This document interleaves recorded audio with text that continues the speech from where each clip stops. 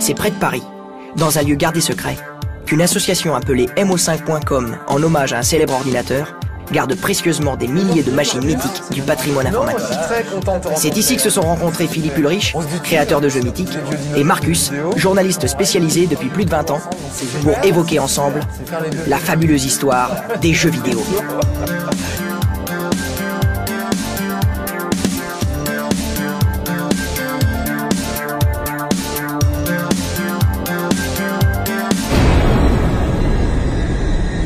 Voici venu le temps des robots et de la conquête du cosmos. Les contes ne peuvent plus être que de science-fiction et on s'approprie la télévision grâce aux jeux vidéo. Je me demande s'il n'y avait pas eu le mouvement hippie dans les années 70, si on aurait vécu ce qu'on a vécu avec toutes ces choses. Parce que c'est quand même un peu hallucinogène comme truc, hein.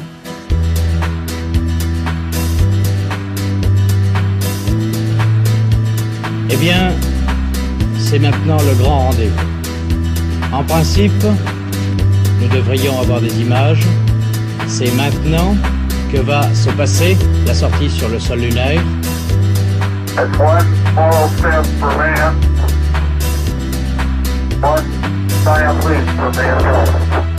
Ce qui est génial, c'est que voilà, c'est le premier truc, mais les principes sont là. Il y a de la compète, on veut gagner tous les deux, donc on va s'énerver assez vite. Ah merde. Voilà, 1-0, yes. Pardon. Tu vois, c'est primitif, hein. Aujourd'hui, les tennisman dans les jeux vidéo, ils sont plus du tout comme ça. Sauf Amélie Mauresmo, qui est un peu carré. Ce qui me fait rire aussi, c'est que c'est des gars, c'est des scientifiques qui ont inventé ça. Genre, ils ont dépensé leur crédit de recherche, au lieu de bosser sérieusement, les gars, ils ont bricolé des oscilloscopes et ils ont rigolé à bricoler des jeux de tennis et tout ça, quoi. C'était vraiment...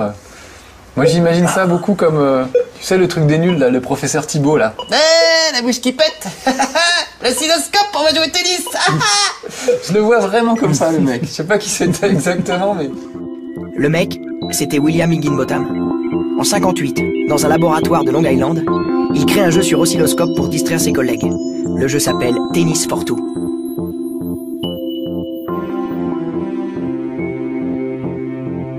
Plus tard, en 62, au MIT, des universitaires créent un jeu pour démontrer les capacités d'une machine révolutionnaire.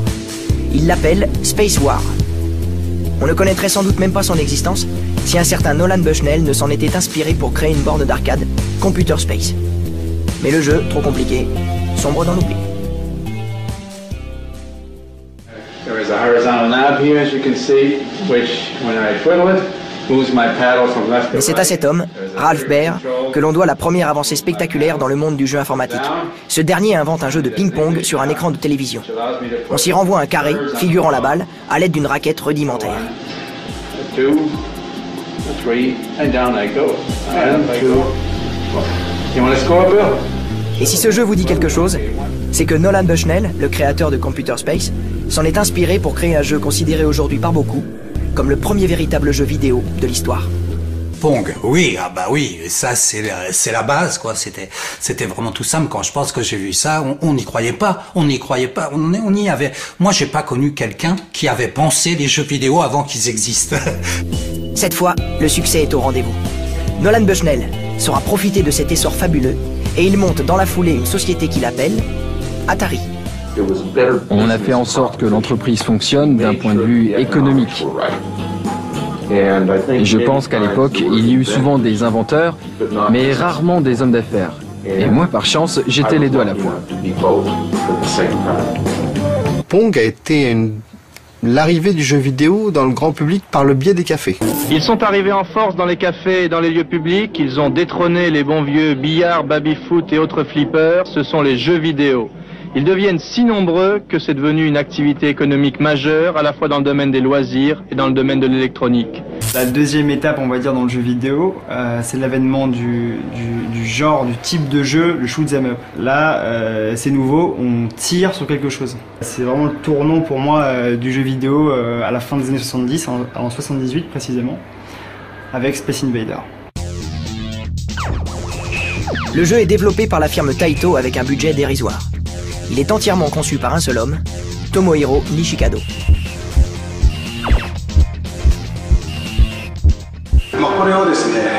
Voilà ce qui m'a servi de base. Ce sont mes croquis de l'époque. J'ai dessiné des aliens un peu comme des poulpes ou des calamars. Je voulais leur donner un aspect un peu aquatique. Alors en fait, en ce qui concerne la programmation et le concept, les personnages, les graphismes, la production et la conception du hard, c'est moi qui m'en suis occupé entièrement seul.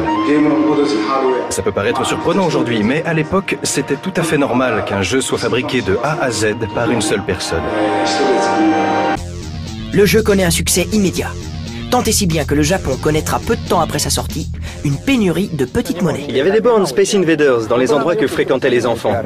Il y en avait aussi là où venaient s'amuser les adultes. Il y en avait dans les bowling, il y en avait dans les stations de ski. Où que l'on aille, quel que soit l'endroit, on pouvait trouver des bornes. Donc à partir de ce moment-là, un peu toutes les sociétés ont vu qu'il y avait vraiment quelque chose à faire avec les jeux vidéo et ont commencé à développer d'autres jeux de leur côté.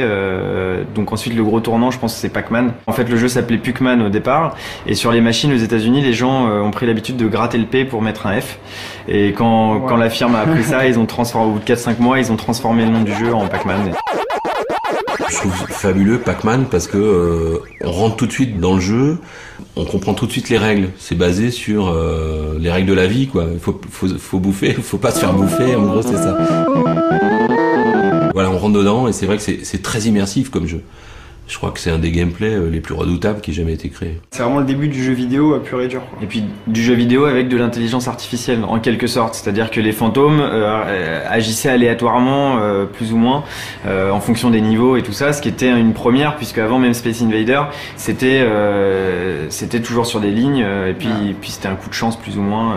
Moi mon fils, je sais plus, il avait 8 ans, il y a donc 3-4 ans. Un moment, je trouve un Pac-Man sur internet. Je le fais jouer, il joue, il était scotché, il me dit il sort quand ton jeu? Et puis ça a eu le succès qu'on a connu, les produits dérivés, les dessins animés. Il y avait une chanson Pac-Man, voilà, enfin ça a été vraiment le départ du marketing en fait autour du jeu vidéo, c'est-à-dire de développer aussi, voilà, de la culture du jeu vidéo. Pac-Man, c'est moi. Oh bah un peu après, il y a eu Donkey Kong qui a quand même marqué en arcade les choses. Donkey Kong, que l'on doit à une petite société japonaise qui fait ses premiers pas dans les jeux vidéo, Nintendo. Nintendo qui s'illustrera aussi notamment dans les fameux Game & Watch. Ça, c'est vraiment un jeu de plateforme, quoi. Il fallait sauter avec les barils qui descendaient. Donc, il y a une magie, les personnages. Et puis là, Mario est né. Mario et Donkey Kong, parce qu'on les a revus dans des tonnes de jeux et on n'a pas fini de les voir. Donc, les jeux d'arcade ont continué à se développer. Au milieu des années 80, il y a eu une multitude de jeux. Et petit à petit, ils ont commencé à se dire, bah, pourquoi pas emmener ça chez les gens et avoir une console, voilà. Et voilà. C'est comme ça que ça a commencé. Adapter les jeux d'arcade pour la maison. Ici, le salon des Boissiers. La partie est acharnée. Le score 13-12 en faveur de Pierre. Service à Marc. Tout est encore possible. Très bonne reprise de volée. Retour croisé. Égalisation.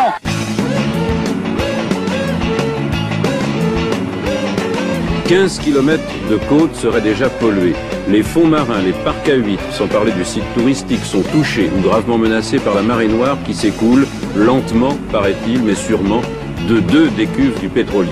Ce pétrolier, c'est l'Amoco Cadiz. Pac-Man, Space Invader, c'est bien, mais c'est super limité au point de vue scénario. Déjà, des extraterrestres qui envahiraient la Terre en descendant ligne par ligne comme ça, ils seraient quand même un peu cons d'avoir fait tout ce chemin pour venir se faire buter bêtement, moi je trouve. Mais ça nous faisait marrer à l'époque. Et j'ai joué à ça et je rêvais d'avoir ça à la maison. Donc quand on a eu l'Atari 2600, on pouvait mettre la cartouche de Pac-Man dedans. On avait l'impression de jouer au même truc que dans les cafés, sur des trucs comme ça, quoi. Il y avait Space Invader, tout le début c'est que du jeu d'arcade en fait adapté à la maison. Enfin c'était plus moche à la maison mais déjà avec l'Atari 2600... Là c'est bien parce qu'il y a quand même des graphismes sur les premières machines ordinateurs, on avait des caractères. Donc ouais. C'était, tu superposais XY très rapidement, ça faisait un monstre. Oui, on y croyait, c'est ça qui était bien. C'était juste 2 bâtons mais tu croyais déjà. Ah, je me souviens, les premiers Pitfall, le bonhomme, on dirait un bonhomme sur la porte des toilettes. Tu sais, il est comme ça, un bonhomme dessiné sur la porte des toilettes. Et juste parce qu'il pousse le cri de Tarzan quand il prend une liane, t'as l'impression d'être dedans, quoi. un nouveau venu cette année qui marche très fort, le jeu vidéo. Les 3/4 vendus en France sont importés d'Extrême-Orient et surtout des USA. Petit frère du flipper et autres machines à sous qui ne se rencontrent guère que dans les cafés, les jeux vidéo font leur entrée dans les salles de séjour. Même plus besoin de mettre un franc dans la fente, les machines à jouer chez soi sont intégrées ou couplées avec le téléviseur. Le premier qui pense à amener le jeu vidéo dans les foyers n'est autre que Ralph Baer. Avant même la sortie de Pong, il avait développé un modèle familial de son jeu, l'Odyssey. L'Odyssey était la première console de jeu, enfin l'une des premières consoles de jeu, mais elle avait une vocation grand public sans l'être véritablement. Parce que d'une part, elle était encore coûteuse, et d'autre part, elle n'était pas du tout grand public dans le sens où il fallait étalonner différentes choses pour pouvoir jouer. Les branchements n'étaient pas aisés, la manette n'était pas du tout adaptée à un usage grand public. Ça a été l'une des premières avancées dans le domaine sans être une vraie réussite. Odyssey, a new dimension for your television. Now at your Magnavox dealer. He's listed in the yellow pages. La génération suivante, Atari 2600, était une génération de consoles pour tout le monde.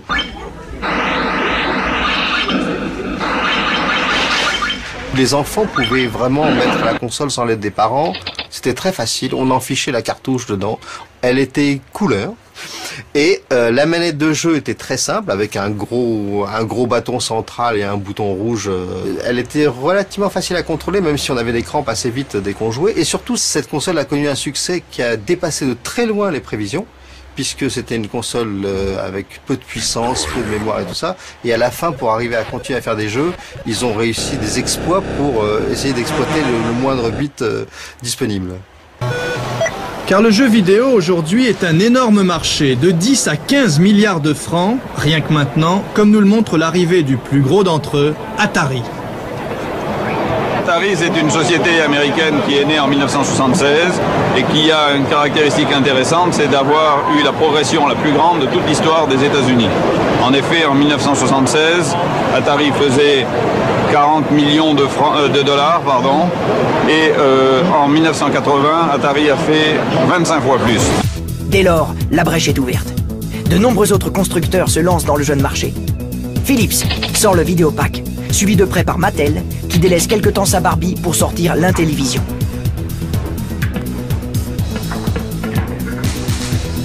Cette console était la première véritable concurrente de l'Atari 2600. Et, fait surprenant, l'Intellivision était déjà une console 16 bits, devançant Nintendo et Sega de près de 10 ans. Un peu plus tard, viendront la ColecoVision de CBS en 1982, suivie de près par la mythique Vectrex.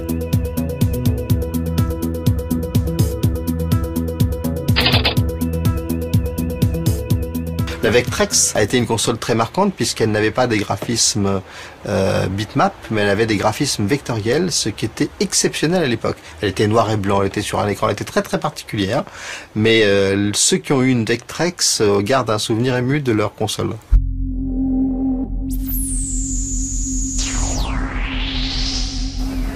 L'année 1982 sera technologique et casanière. En effet, les jeux électroniques sur écran ou boîtier remportent aujourd'hui un énorme succès. Pour 3 raisons.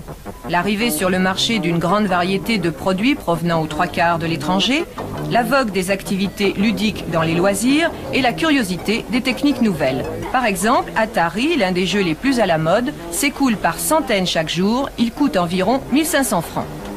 L'explosion du jeu vidéo, il a eu lieu avec l'Atari 2600 qui s'était en effet vendu d'une manière au grand public d'une manière importante. Et puis il y a eu le boom dans les années 80 des ordinateurs personnels. Les gens découvraient ça, tout le monde programmait, chacun lisait l'ordinateur individuel et autres magazines de l'époque pour taper les programmes pendant des heures et des heures. Mais le jeu, c'était la programmation à l'époque. Chacun d'entre nous aura un micro-ordinateur chez lui avant la fin de la décennie. Pour s'initier à cette micro-informatique, le plus simple, à penser Atari depuis 1976, c'est d'apprendre la micro-informatique par le jeu.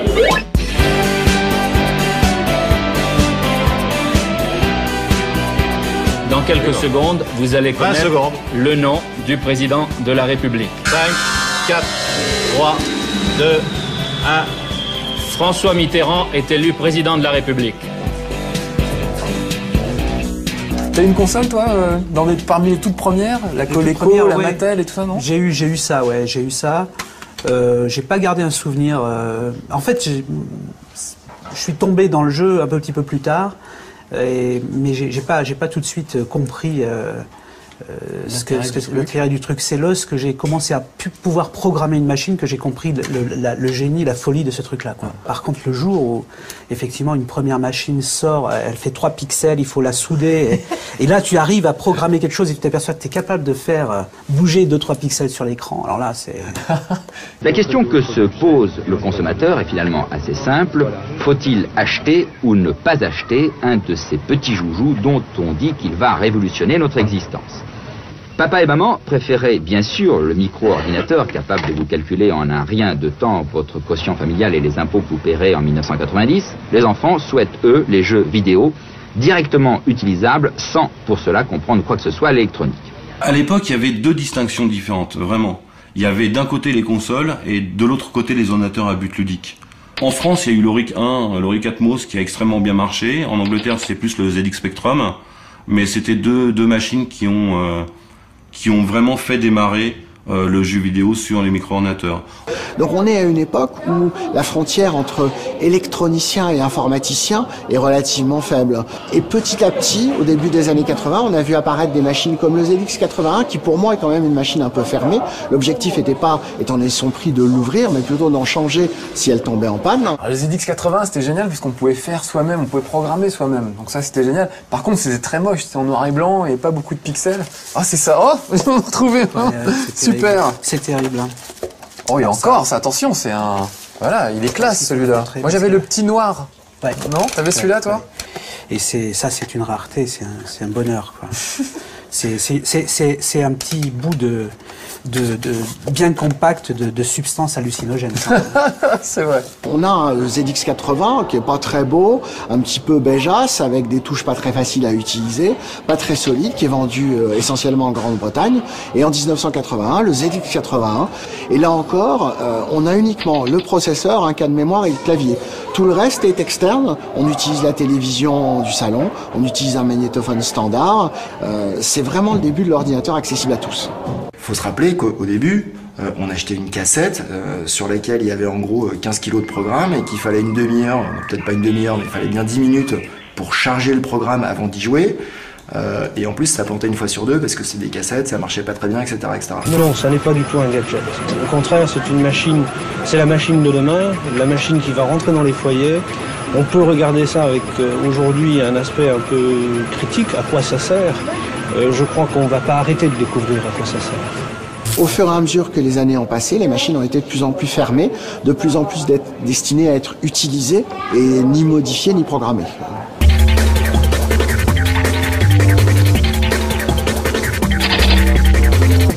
L'Amstrad, alors déjà la deuxième génération d'Amstrad, le 6128, qui était pas mal. Ils avaient des crocodiles comme logo à l'époque. Oui, oui, bien sûr. À ma droite, le 6128, à ma gauche, le 464. C'est quand même la première machine vraiment populaire. Oui, c'est vrai. C'est-à-dire que avant l'arrivée de l'Amstrad, on a l'Auric Atmos, le Spectrum. Ce sont des machines quand même de passionnés, c'est quand même un petit peu compliqué à utiliser, et pour la première fois arrive une machine extrêmement simple.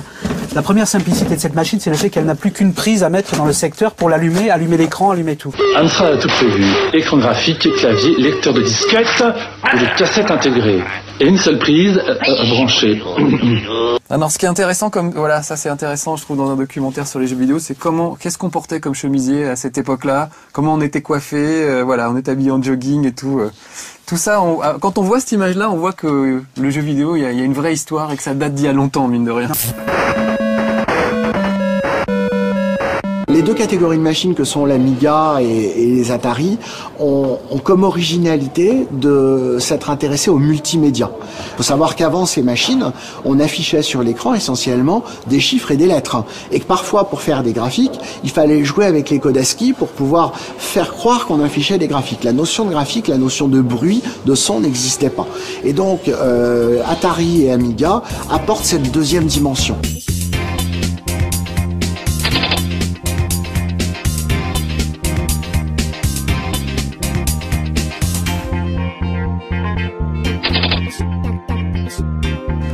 C'est quoi que tu as là?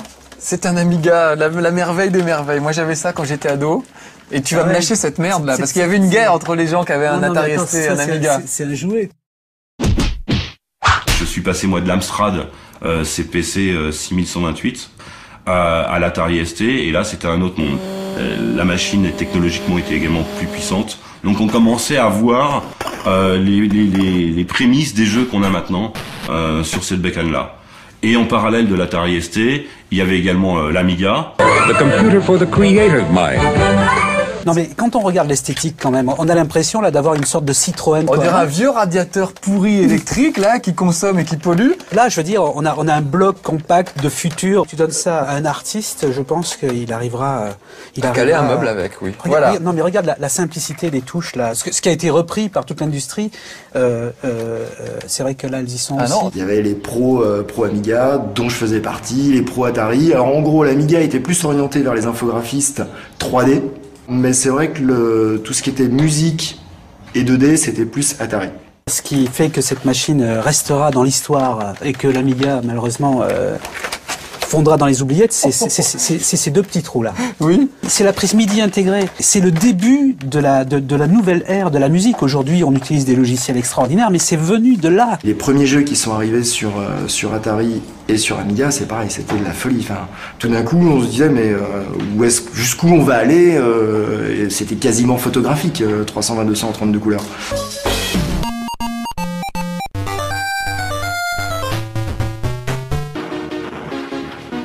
Le même jeu sur Atari était moins joli que sur Amiga. Non, souvent on adaptait sur Atari puis on portait sur Amiga. Après. Oh non monsieur. Non, ils essayaient de porter les mêmes trucs sur Atari et c'était moins beau. Souvent. Non mais moi je sais que lorsqu'on a développé Captain Load, ça a été fait sur l'Atari. Vision passe-passe activée. Repérage galaxie. Ça a amené beaucoup de liberté aux créateurs. Sur Amstrad, sur TO7, sur ces produits-là, on n'avait pas de style, on essayait de faire quelque chose qui soit compréhensible.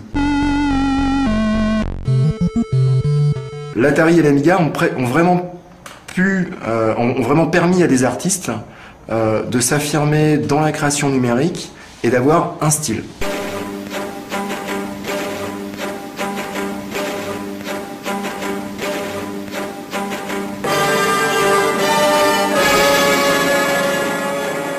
Bon, après, c'est notre adolescence, donc on garde des bons souvenirs chacun de notre côté. Et en fait, j'étais pas si ennemi que ça des gens qui avaient un Atari ST. Non, mais moi non plus avec les Amigas, hein, je veux dire. Bon, allez, on réconcilie, on fait la paix. Ils sont bien ces jeunes. 40 ans après, voilà, la réconciliation enfin de l'Amiga et du ST. Il était temps. J'ai quand même gardé celui-là. Il faut intégrer aux jeux et aux jouets une dimension fondamentale qui est celle de l'invention. Tilt a été le magazine qui a lancé, enfin le premier magazine de jeux vidéo en France, mais il a été le seul magazine dédié exclusivement aux jeux vidéo pendant 4 ou 5 ans, en France. Moi j'ai démarré, c'était les journaux, on vendait qu'aux passionnés, c'était les passionnés, donc c'était vraiment un truc de passionnés, hein. Les passionnés parlent aux passionnés, sont entre passionnés. Au début, c'était un monde de fous. C'était un monde de fous furieux. Les gens étaient passionnés par ce qu'ils faisaient, mais vraiment passionnés. Donc c'était ça qui était bien. Il y avait vraiment une petite communauté de personnes qui étaient passionnées. Donc il y avait les créateurs, il y avait les revendeurs étaient aussi passionnés. C'était pas vraiment un business. C'était pas le moyen pour eux de vivre. On était considérés comme vraiment comme des illuminés. Hein. J'ai des souvenirs d'interviews de France Culture nous regardant comme des bêtes venues d'un autre monde. Mais déjà après 2 ans de carrière, le jeu vidéo connaît des jours sombres.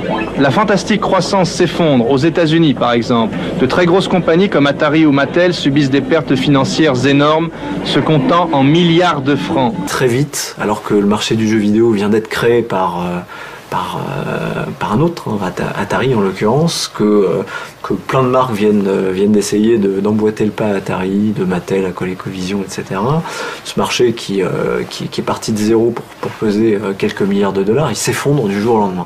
Les jeux vidéo qui ont tant fait fureur se révèlent n'avoir été que des jeux de paille. En 4 ans, le public s'en est lassé.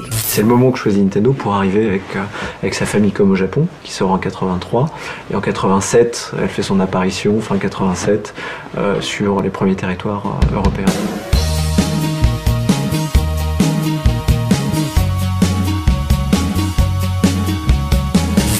Ça va les garçons? Un peu froid, mais... C'est quoi ta télé? Restaurant du cœur, une première. Ah non, mais ils ont vraiment des trésors ici. Carrément. C'est extraordinaire. La première console de Nintendo, c'était un fabricant de cartes à jouer, Nintendo. Je sais pas si tu savais. Bien Au sûr, début, ils fabriquaient des bien cartes. sûr, c'est très... Puis des petites consoles avec un design génial quand même. C'est magnifique. Ça, c'est la première Famicom au Japon. Les premières aventures de Mario, c'est là-dessus que ça se passe. Et nous, on a eu ça plus tard, en fait, quelques années plus tard. Puis voilà, et pas avec le même look. Nous, on a eu droit à ce look-là en Europe.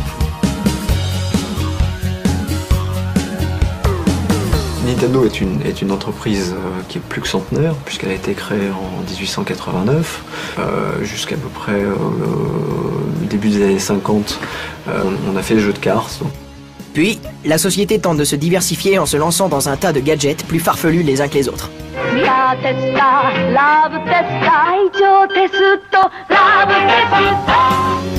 Mais Nintendo, à qui l'on devait déjà le mythique Donkey Kong et les Game & Watch, rencontrera véritablement le succès en lançant une console révolutionnaire au Japon, la Famicom. Family Computer.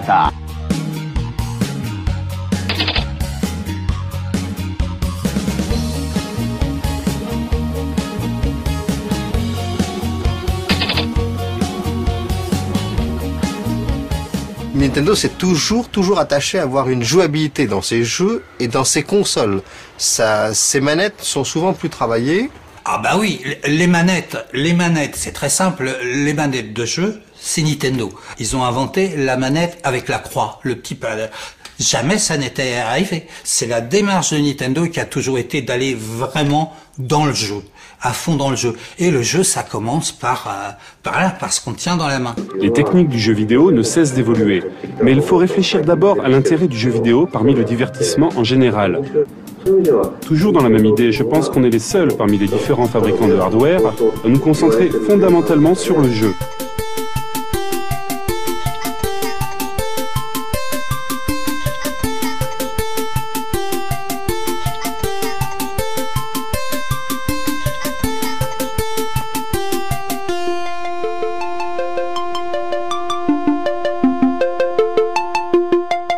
Chez Nintendo, c'est pas le matériel qui compte, c'est le logiciel.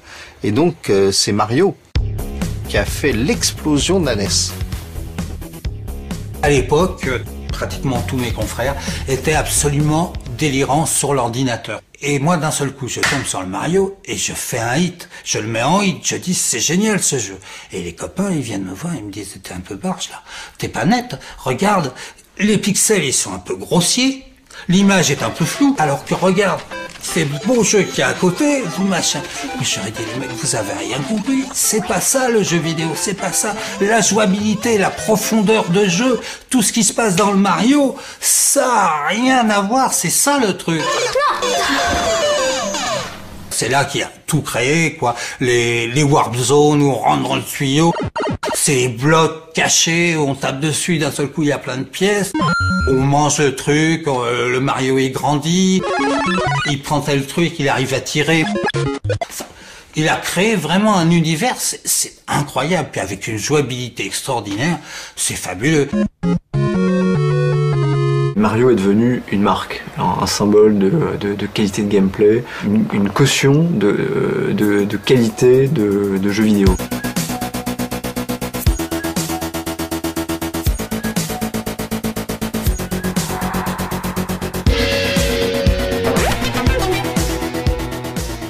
Toute une génération d'adultes ou de grands ados aujourd'hui, Mario a été un peu leur première peluche virtuelle. Et donc du coup, il y a un attachement affectif à Mario qui fait que, je crois, aujourd'hui, beaucoup de gens continuent à le suivre.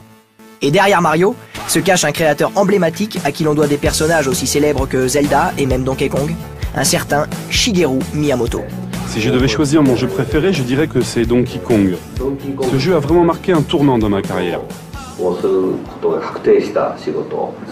Ensuite, je mettrai Super Mario. Je suis très heureux qu'il ait pu rencontrer un succès mondial. La patte Miyamoto, c'est Pour moi, c'est la créativité, mais c'est surtout la jouabilité. Bah c'est celui qui a créé, c'est un peu comme un, je sais pas, quelqu'un qui ferait du cinéma dans les années 50, c'est Chaplin quoi. Sur console, Nintendo. Pour Noël, la console à elle seule fait un boom.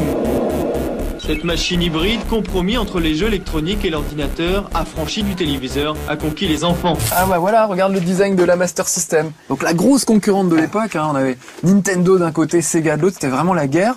Et notamment la guerre du design, c'est plus élégant ça quand même. Toi tu préfères ça?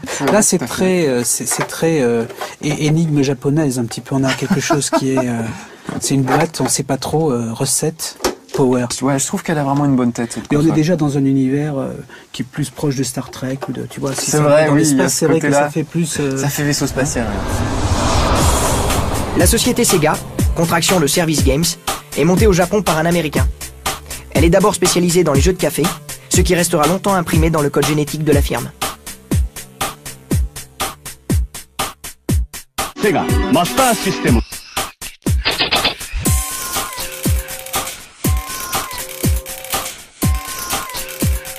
La Master System a été créée en 87 pour le marché occidental, donc les États-Unis et l'Europe, et elle est dérivée de la Mark III, qui était une console qui était sortie au Japon. Elle a commencé à avoir un succès assez important parce qu'il y avait des jeux en fait qu'on trouvait pas ailleurs. Forcément, c'était des concurrents, donc il n'y avait pas les mêmes jeux qui sortaient sur une machine et sur l'autre, notamment des jeux qui étaient créés par Sega. Mario était déjà né, je pense, à cette période-là, et Sega a décidé d'essayer de contrer Mario en créant un personnage qui s'appelle Alex Kidd.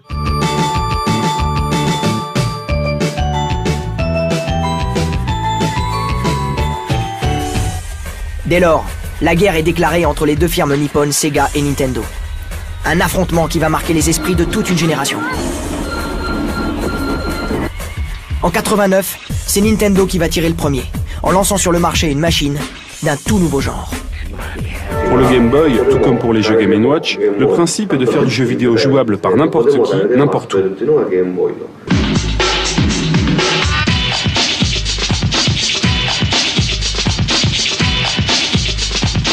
Ben voilà, ça par exemple, ça a l'air de rien, mais c'était génial. À la Game Boy. Pouvoir jouer dans le bus, dans le train, mais on en rêvait quand on était gosse, quoi. Vraiment. Vrai. Il est certain que la miniaturisation des consoles est pour beaucoup dans le succès des jeux vidéo, parce que ça permet aux joueurs d'être un peu partout chez lui. En noir et blanc, avec 3 bips, mais on pouvait se déplacer. C'était quand même vachement mieux, hein. Alors pourquoi Boy ? En matière de console portable, c'est Nintendo qui a toujours détenu vraiment le haut du pavé.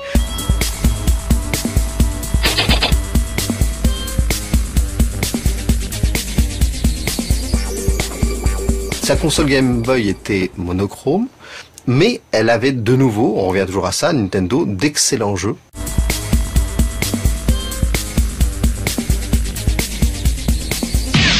Moi, je sais depuis 20 ans, les études le montrent, ce qu'on a appelé la killer app, la killer application, c'est ça qui lance une plateforme. Hein. Si vous n'avez pas le titre, the titre, hein, si vous n'avez pas the titre, vous démarrez pas.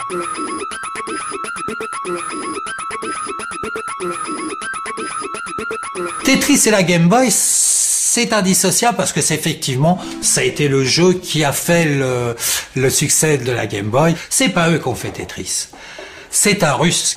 Un Russe qui s'appelle Pazitnov, qui était membre d'une université russe. Et bon, l'anecdote, c'est qu'il n'a pas gagné un centime avec son jeu, et que c'est le gouvernement russe à l'époque soviétique et communiste qui avait pris tout l'argent que Nintendo avait dépensé pour acquérir la licence de Tetris. Ce qui compte, c'est le concept, c'est l'idée. Et ça, pour moi, ça reste Tetris, le plus grand jeu de l'histoire du jeu vidéo. C'est un jeu totalement addictif. On le prend, on peut y passer des heures. Aujourd'hui, j'y joue encore. Aujourd'hui, plus de 100 millions de Game Boy ont été vendus dans le monde.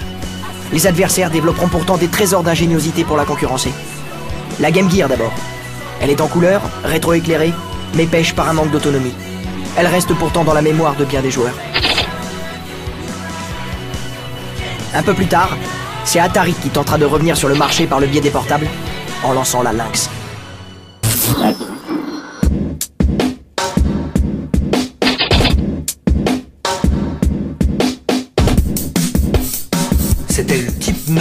de la console de gamer.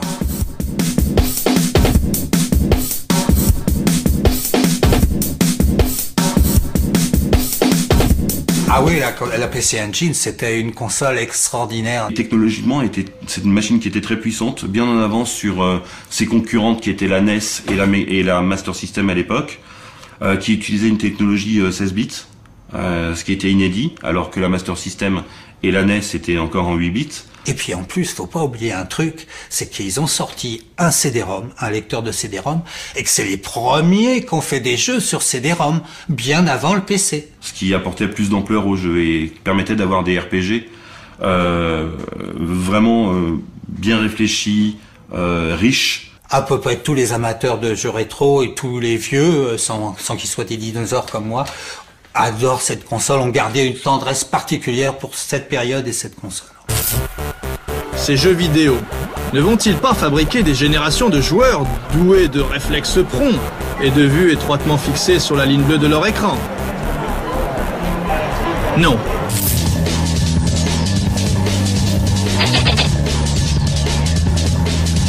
Il y avait donc la Neo Geo de SNK qui était une version familiale des jeux de café dont certains jeux coûtaient, à l'époque je vous donne ça en francs mais c'était quand même incroyable, on payait 1500, 1600, 1700 francs le jeu.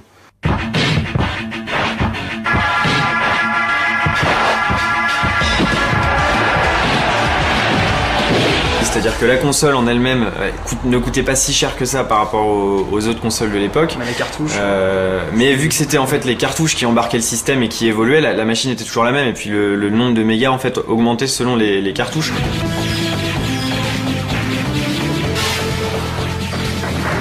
C'était quand même, encore une fois, un marché de niche, c'est-à-dire que quand Neo Geo a créé sa console, il savait très bien qu'il n'avait pas touché le grand public par le prix déjà, mais c'était justement fait pour être un peu élitiste et sortir peu de titres et... Pour les gros gamers. C'est ça.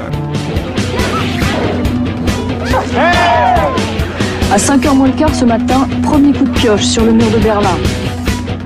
La zone interdite et Thomas de la jeunesse allemande.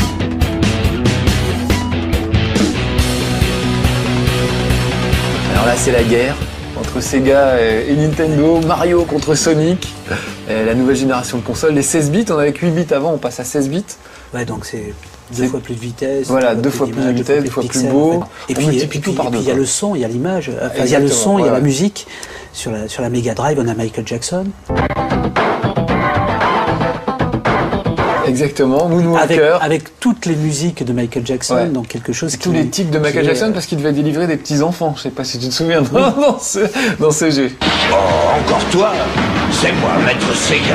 Tu te prends pour Michael maintenant? En 88, Sega décide de sauter le pas de la 16 bits, c'est-à-dire qu'on était en 8 bits avec la Master System et on passe en 16 bits.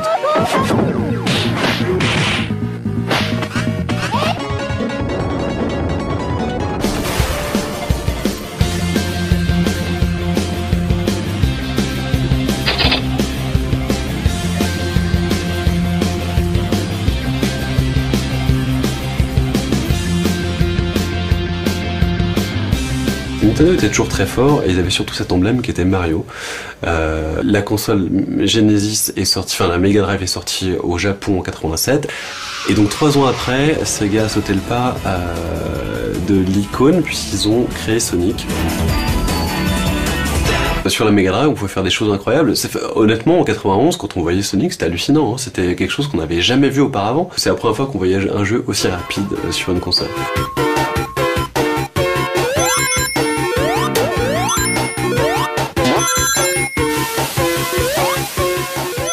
Lorsque Sega a créé sa Mega Drive et surtout l'a lancé avec Sonic the Hedgehog, le hérisson, il a tapé dans la faiblesse de Nintendo. Nintendo savait faire des jeux très jouables, mais en aucun cas des jeux qui impressionnaient visuellement. Alors donc la logique, c'est vrai, c'est de les attaquer là-dessus. On peut pas les attaquer sur le jeu, mais c'est vrai que sur la technique, on peut les attaquer. Là, pour reprendre la création donc de Sonic, donc il a été créé donc par Naka-san, qui était donc un développeur talentueux donc au niveau de Sega, donc dans le début des années 90. Clairement, le positionnement, effectivement, c'était d'illustrer ce que Sega pouvait apporter en termes d'approche décalée, rebelle dans l'univers l'ère de la console. Derrière l'enseigne, donc derrière Nintendo, derrière Sega, c'est les personnages qui comptaient. C'était vraiment Sonic contre Mario.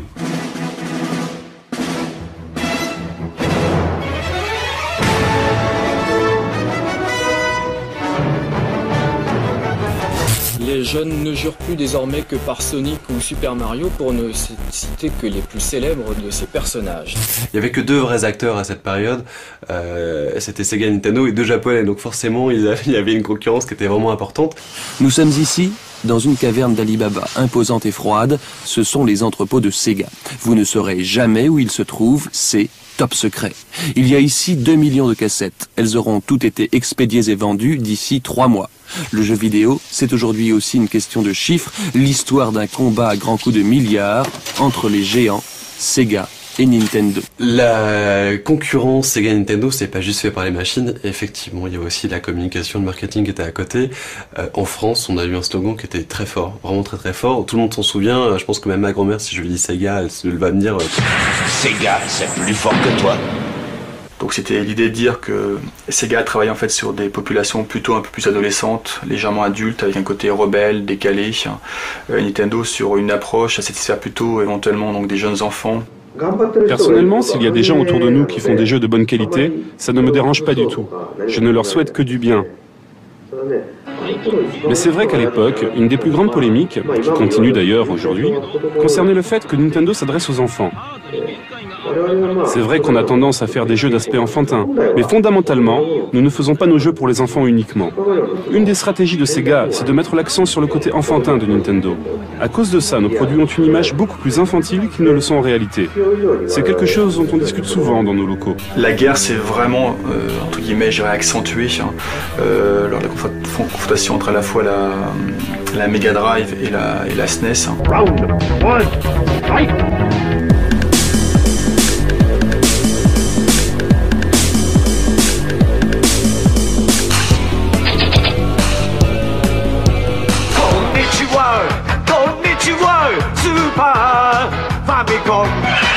La Super Nintendo était une console qui marquait un vrai tournant par rapport à la NES.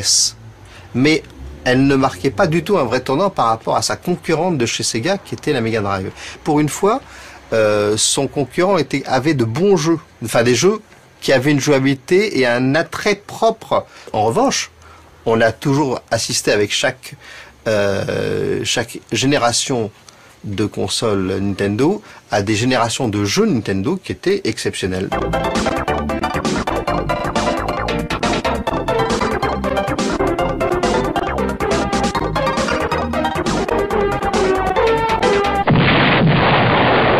Nintendo a eu la bonne idée de mettre dans son coffret un jeu supplémentaire qui était Street Fighter. Et là, Super Nintendo a décollé à mort parce que tout le monde voulait jouer à Street Fighter. Parce que c'était le premier vrai jeu de combat avec des coups spéciaux. Et je crois que Street Fighter a été le précurseur de plein de jeux après. Street Fighter 2, par exemple, il y a eu beaucoup d'adaptations sur une multitude de consoles. C'était assez bien fait, mais c'était une version un peu cheap, enfin une sous-version de ce qu'on pouvait vraiment trouver en arcade. Donc vous avez tous connu Super Street Fighter 2 sur Mega Drive ou Super NES. Donc voilà la taille de la cartouche. On voit un peu le petit truc. Alors qu'en fait, le vrai jeu, enfin en tout cas la version originale, c'était ça dans la machine d'arcade. L'arcade, c'est une vitrine pour le jeu vidéo. Enfin, à l'époque, c'était une vitrine pour le jeu vidéo. Un peu comme les top modèles ou les défilés de mode pour le prêt-à-porter. C'est exactement la même chose. Parce qu'une machine d'arcade, il y avait plein de technologies dedans, donc on pouvait faire plus de choses que sur les machines qu'on avait chez nous. Si aujourd'hui l'arcade n'est plus très présente en France, elle reste un véritable phénomène au pays du soleil levant. Tokyo, à elle seule, dénombre des milliers de salles.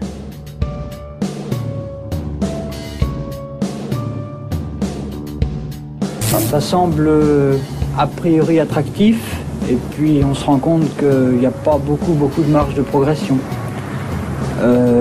Contrairement à un micro-ordinateur qui permettrait permet de progresser. C'est vrai qu'il n'y avait pas que les consoles, hein, je reconnais, il y avait des super trucs sur PC. Alone in the Dark, c'était une révolution aussi. On avait l'univers de Cthulhu, un truc très sombre. Je pense que tu as dû aimer ce jeu parce qu'il y avait des innovations techniques, un peu de 3D, des personnages en 3D dans des superbes décors, une ambiance géniale. Je me suis dit, oula, il y a quelque chose à faire avec la 3D, et je me suis dit, voilà, moi j'ai envie de faire des personnages articulés, ce qui avait encore jamais été fait, et du coup je dis, voilà, super, des personnages articulés, c'est bon, je vais faire mes zombies, et on va pouvoir faire un jeu de shoot de zombies. Il n'y avait pas d'outils, il a fallu que je fasse mon outil d'animation, mon outil de modélisation, les routines, etc., mais toujours avec cette idée en tête.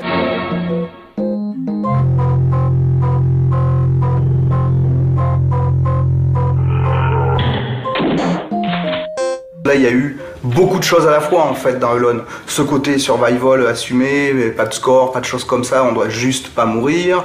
Le côté de la 3D très novateur avec des systèmes d'animation qui n'avaient jamais été faits. Ce côté cinématographique avec des plans de caméra et tout dans les maisons. Cthulhu qui s'est rajouté après par-dessus aussi pour une ambiance globale. Donc il y a eu vraiment une conjonction de beaucoup de choses. J'imagine que tu as aimé ça. Moi j'ai adoré ça, puis nous on développait Dune quand même sur PC. Même temps, ouais. On développait le premier CD-ROM de l'histoire quelque part, avec l'idée qu'on ne faisait pas un jeu sur une disquette, mais sur 500 disquettes. Le jeu vidéo a bénéficié du CD-ROM à tout point de vue, pour le graphisme et puis aussi pour la diffusion, parce que ça coûtait moins cher à fabriquer, c'était plus simple, c'était plus rapide. Enfin voilà, je pense que c'est le CD-ROM qui a fait que le jeu vidéo est devenu un vrai marché. Lorsqu'on a développé Dune, dans Dune, il y a Arrakis, il y a l'empereur Saddam Hussein, Irak, on est dans le désert, le djihad, et en fait on a donc récupéré des images de CNN où on voit l'attaque de Bagdad par les Américains la nuit, où on voit ces fameuses images, et on a mis on les a virtualisées, c'est-à-dire on les a refait en 3D, on les a mises dans le jeu Dune qui est sorti en 1992.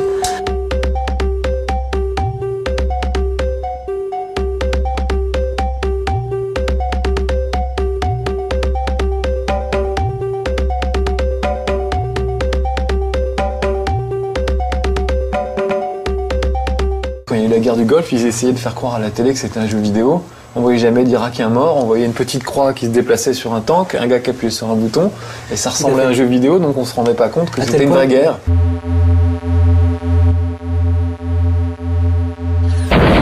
Permettait d'explorer des nouvelles voies de jeu, notamment la 3D, qui est arrivée bien plus tôt que sur les consoles.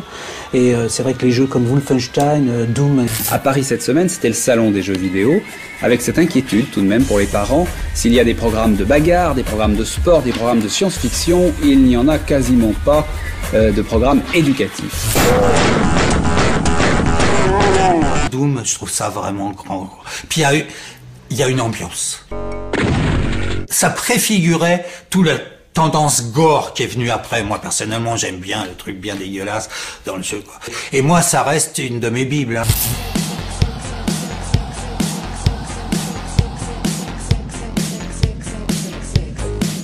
Les gens étaient saoulés parce qu'on faisait du tuning avec la Mega Drive pour la booster. Ils avaient rajouté plein de trucs, un méga CD, un 32X. Regarde, c'est Chloé, la poupée qui fait à manger. Sega lance la 32X.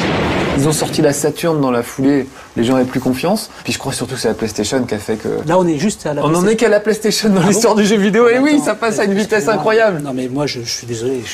Tu n'aimes pas la PlayStation? Non mais si, mais la prochaine fois. Salut, excusez-moi, je vraiment... quand même. Donc Toute l'après-midi, si vous avez regardé les programmes d'Antenne 2, vous avez eu droit à toutes sortes de jeux et de démonstrations qui vous ont révélé les trouvailles et les merveilles de la vidéo. Donc la Super Nintendo et la Mega Drive arrivaient en fin de cycle. La Saturn en fait se différenciait essentiellement de la N64 qui arriverait plus tard. Ah, la PlayStation. On n'a plus honte de jouer, ça devient un truc pour adultes. Dès la 3D, des cinématiques de la mort qui tue. L'annonce de la fin de la Dreamcast. La Xbox, la GameCube, la PlayStation 2 surtout. Le tout premier Grand Theft Auto. Le premier en 3D, waouh! Ico, pareil, une œuvre d'art. C'est voilà, ce jeu a une âme. Aujourd'hui, il y a de plus en plus de femmes qui jouent. Microsoft s'est lancé à son tour dans la bataille contre les géants. C'est vraiment avec World of Warcraft que les jeux multijoueurs en réseau ont pris l'importance qu'ils ont aujourd'hui. La Xbox 360, la PlayStation 3, la Wii. La DS, elle a tout changé. La Wiimote et le stylet. On réapprend que le jeu vidéo, c'est un jeu. Quand tu vois où on en est arrivé, on peut se dire mais c'est quoi, qu'est-ce qu'on aura devenu après quoi.